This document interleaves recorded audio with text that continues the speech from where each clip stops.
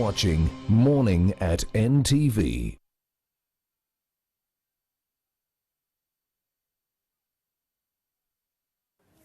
All right, many thanks for joining us this morning. This is Morning at NTV. We can engage on hashtag Morning at NTV across all the social media platforms. Also, feel free to tag us directly at Malaki Velodera and at Romeo Busiku across all the social media platforms as well. We're getting into a conversation. The next conversation this morning is on buildings. So if you're in that particular space or you want to get into that space, this is a conversation that you cannot afford to miss out on. So what do? Call your friends. If you're on social media streaming us live, tag your friends, all right? So that we can all be aware and informed about this particular space and what it takes for you to get into it. All right, so we're getting into that particular conversation this morning, and we are looking at the National Building Review Board. What is their mandate? What role do they have? And so we're asking you, did you know that Uganda had a National Building Review Board that was supposed to set standards for building and construction in Uganda? It's all over 2 years old now, all right? And so now during this particular unveiling of the board in 2018, which we also, the Minister, Frank Tumwebaze, said the National Building Review Board will be charged with monitoring building developments and ensure the design and construction of buildings, among others. So the board was to work closely with the local government building committees to ensure the standardization of construction works in the country, regardless of the region that you're in. So once planning committees permitted construction works, the National Building Review Board would assess the risk it poses pretty much to neighbors and how best it should be put to foster development.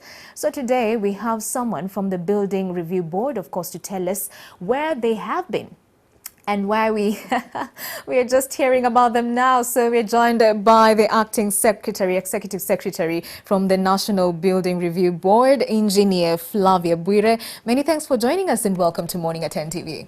Thank you so much, and thanks for having me this morning. You're welcome. I'm glad to be here today. Thank you so much. All right, so 2018, this was, mandated, so to speak. You were given all the powers. We are journalists and we are always on ground. A majority of Ugandans don't even know that you exist. So tell us more about this particular board.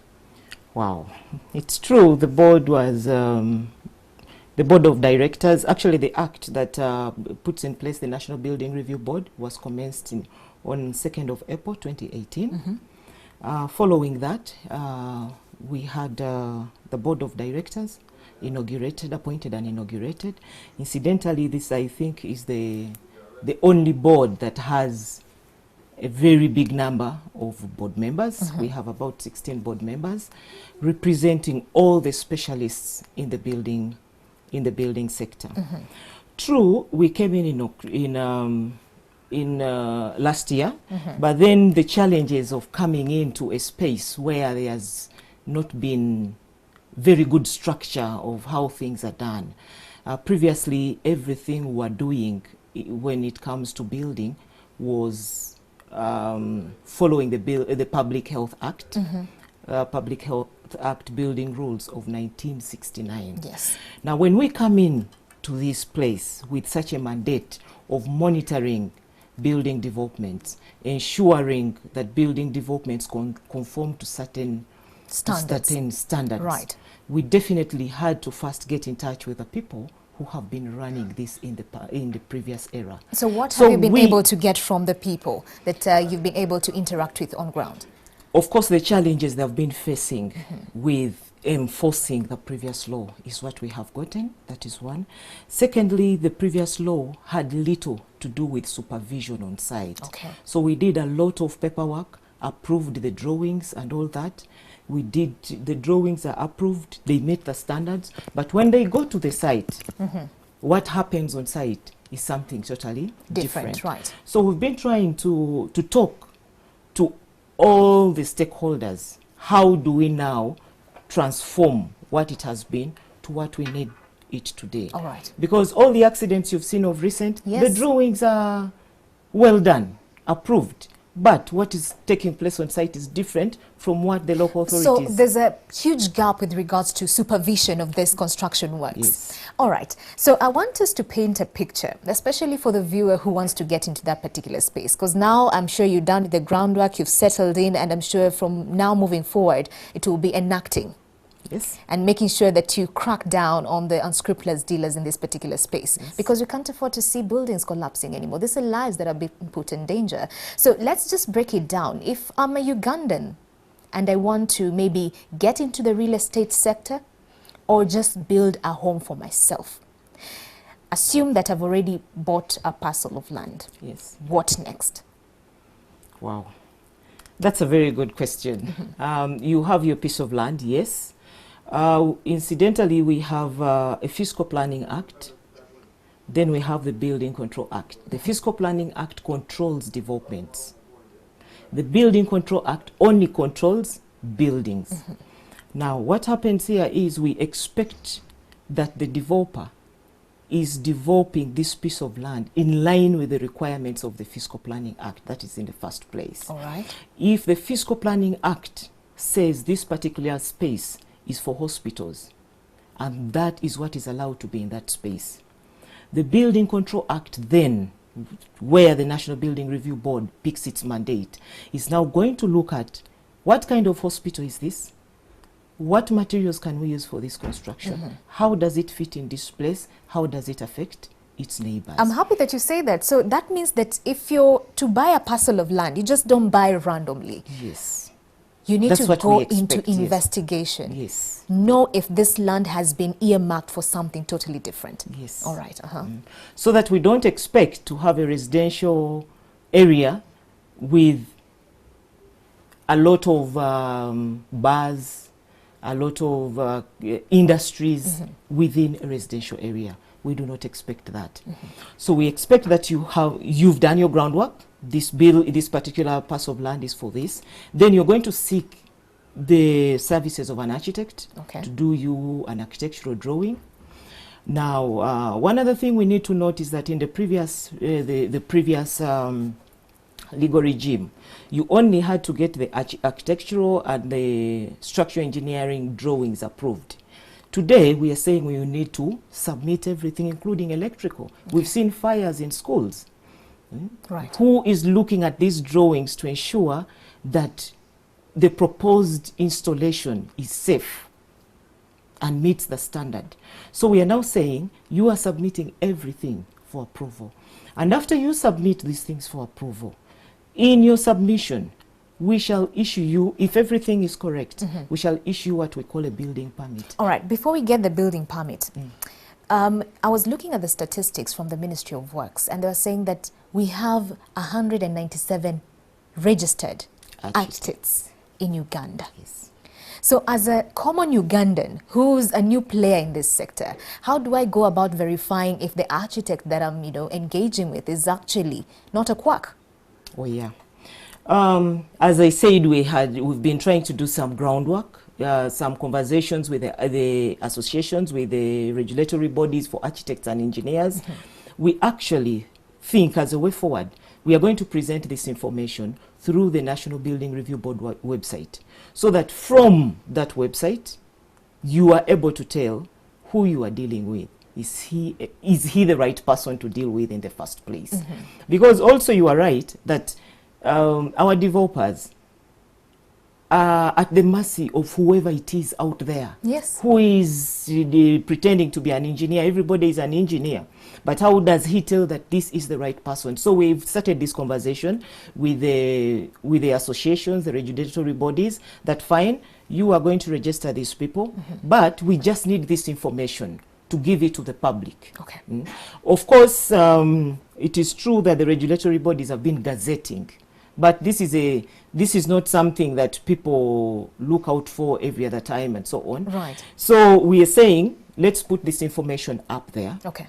So when you start your process, you can actually cross-check, am I dealing with the right Flavia? All right. Yes. Okay. And also looking at, right now the real estate sector is actually booming. And looking at 197 architects serving a population of over 40 40 million. Yes. Why are we having that short number, that small number of architects, and what are we doing to ensure that something is done in that regard? Because you see, as a common Ugandan, for example, them that are getting into the space for business, I would look at it at 197 and say that, let me just go with someone who have been referred to. Number one, for purposes of cutting down on costs. Number two, for purposes of not just, involving myself in all this, huge, long processes. Yes. So what are we doing to ensure that that number maybe is brought up, or we have alternatives, so to speak? And for the Ugandan who cannot afford that services of an architect. Yes. This is a concern that we have gotten from the public, actually. And it is something that we are going to leave to the regulatory body of the architects. We have raised it with them. We are going to continue raising it with them to see how to bring this number up. And also, it's not also true that it's actually expensive to have a professional. It becomes more expensive to have a quack. Right. Because when your building comes down, you've lost all that money. Right. You've lost all that money. So the other thing that we want to do is to educate people and tell them it's not actually expensive to have a professional. Yeah? Incidentally, when we are talking about the building sector, we normally pay attention to the accidents that have happened and so on. But the building sector is bigger than the accidents. So many other things affect the building sector. Right. You get a quack who over-designs, gives you a design that is too expensive to implement. You do first phase, drop it there, and you are done. Correct. Just because it is an over-design. Off the hook, yeah. Or you actually get someone who is going to spend too much money to do this, put up this building. It's an arcade, and he has to recoup his money. Right. How does he recoup? The tenants have to pay. Right. And how do the tenants recoup? It is me, the customer, who is going to buy whatever it is. Off the hook, do you also regulate how much the architects actually do charge? No. You don't. All right, let's move on. So let's assume we've gone through all those processes. I'm Ugandan X, and now I have the building permit. Yes. What should I comply to moving forward? Now, the building committees have been given the authority to look at case by case and give requirements that someone has to do or to comply with. For example, if a building is going to be of very high social and economic impact, it's up in a swamp or something of that sort, the building committee should be able to judge and say, now here, these are the requirements we expect out of you. Or if it is a place, for example, on a hill, don't destroy the ABCD, don't destroy these trees and so on. But the general requirement is it must be supervised by a professional. That is the general requirement we have, that let's have these jobs supervised by professionals. We want the professionals to take responsibility for their actions. If you are a professional supposed to supervise a particular building and you are not doing it and it comes down, I should be looking for that professional. Right. Yes. So how many professionals have you been able to bring to book, so to speak? Because for example, last year we had quite a number of buildings collapsing. So in that regard, what have you been able to achieve, just to ensure that you sound a warning to the rest? Because nowadays it's not business as usual.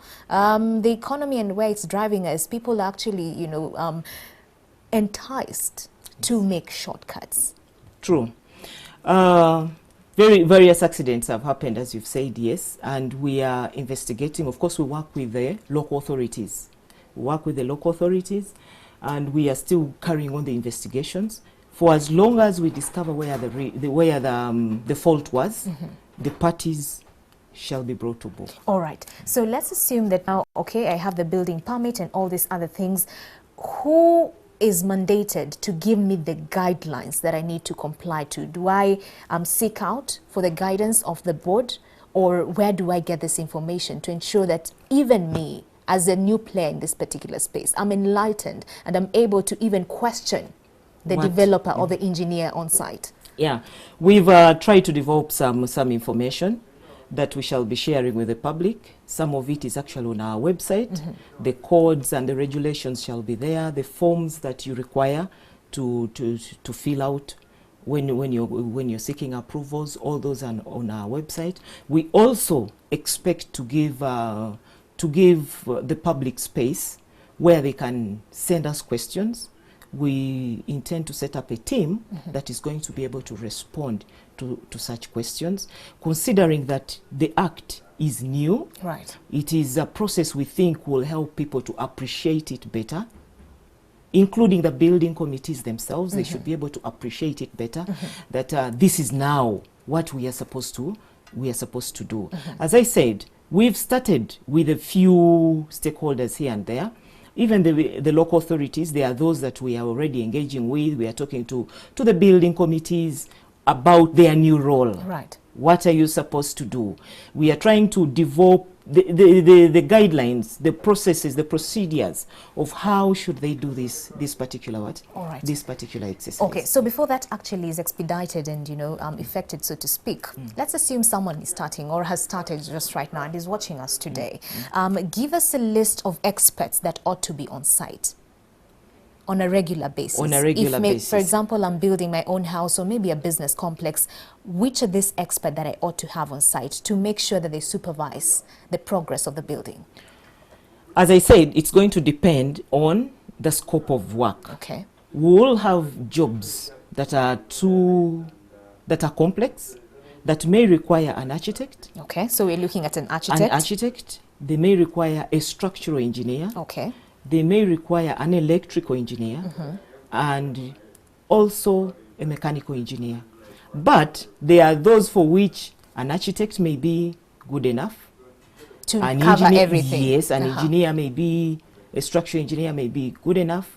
So it depends, and this we want to leave it for case by case. We are saying you must have a professional. At least one. At least, yes. But the type of professional is going to be determined by the scope of work and the complexity of the building. Okay, Yes. all right. So once that is sorted out, in terms of what you're planning to do as the review board, at what intervals will you be conducting your monitoring and supervision?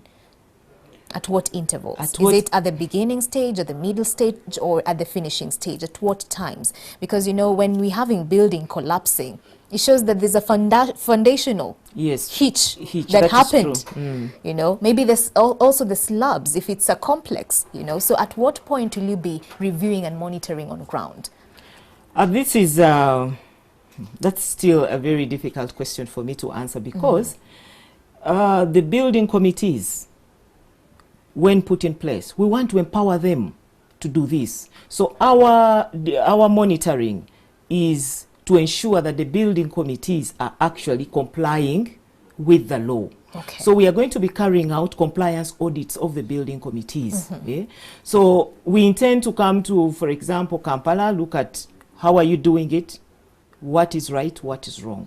And basically at the beginning, we don't want to use it as a process to blame people, but we want to use it as a process to improve the entire building process going forward. All right. As we said, the National Building Review Board looks at the entire building operation from the time you conceive the idea.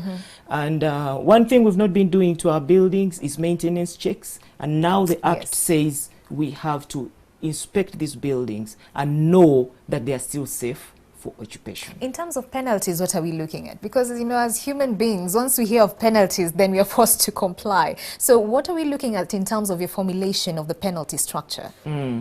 I think if we read the Act, I think it gives some penalties that I wouldn't want to give the viewers on set right now. But the Act stipulates what penalties will be applicable to what kind of what?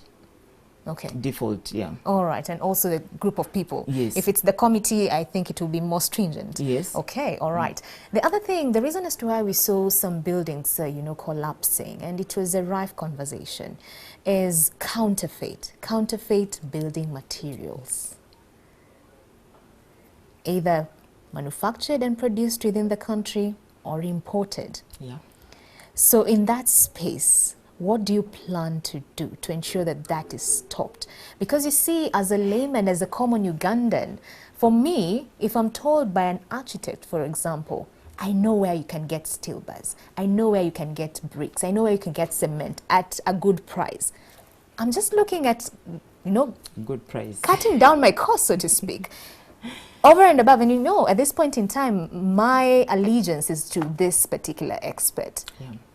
So how do we go about identifying counterfeit products in this day and age, whereby even the players in that sector are becoming smarter? And what are you doing to ensure that you crack down on such? Wow.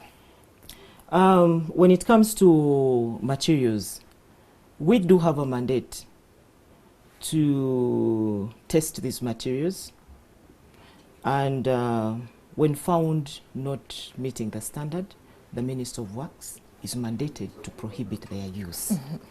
Now, of course, there are already players in the sector. There are already players. We have UNBS that has been doing this. So as the National Building Review Board, we have the mandate, yes, but we are still going to work with other stakeholders, for example, UNBS, even the manufacturers themselves. We need to bring them on board and let them know that what they are doing is actually killing our nation. Right. Yes. You know, as I said, we want to have a conversation with everybody. Want to have a conversation. Yes, you've been doing this. It has been, it has given you some milestone. But is it the right thing to do? Okay. Is it the right thing to do? All right. Thank you so much for coming through. At least now you've set the foundation, and it looks like a majority of these things are work in progress. Yes. So when can we have you back for you to give us, or maybe share with us, the progress in that regard in terms of what the board has done or would have done to make sure that all these gaps are filled? Make sure that all the gaps are So filled. what timeline are you giving us? We'll have you back here again. Because we all need to comply, and we all need to Yes. know what it is that you're doing so we can comply to that. So do we look at a few months, 6 months, is it? Give us a year. All right, we'll have her back in a year. Thank you so much, Engineer Flavia Bwire, for coming through. She is the Acting Executive Secretary of the National Building Review Board right here in the country. Many thanks, and we wish you all the best. Thank you. In a year's time, we'll have you back. Yes, but the press should help us to take this gospel that this is there, and we should all work All right. to implement the act. Thank you so much, Engineer. All right, at this point in time, I'd like to link to Stephen Bida. By the way, bring in your questions. She'll be able to look at those. Of course, they're making sure that they set up platforms for you to be able to communicate directly to them. Stephen Bida, good morning. What do you have in store for us this morning? Mala, yes, indeed.